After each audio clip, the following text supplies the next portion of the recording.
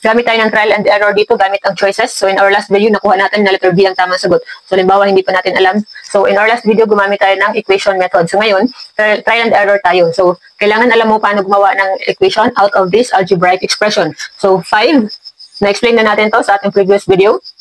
So 5 subtracted from. So ang 5, ibabawas sa. So kapag subtracted from, dapat itong number na nauna ay pagkatapos ng minus.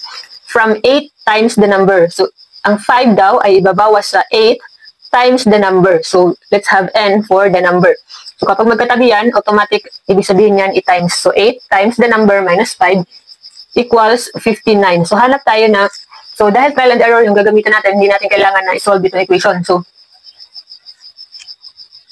i-try mo lang ang mga choices kung alin dito yung magtutugma. So, dahil equation ito, dapat ang value nito ay magiging 59 din. So, dapat ang result ay 59 equals 59 para masabi mo na tama, na yung choice na yan ang tama.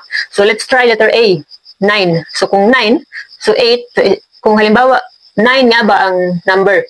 So, kung 9 minus 5, so this is 72, tama ba? 72 minus 5, so 67. So, hindi siya tugma sa 59. So, let's proceed to letter B, 8. So, 8, so 8 times 8, 64 minus 5, so 64 minus 5, so tama na 59, therefore letter B ang tamang sagot.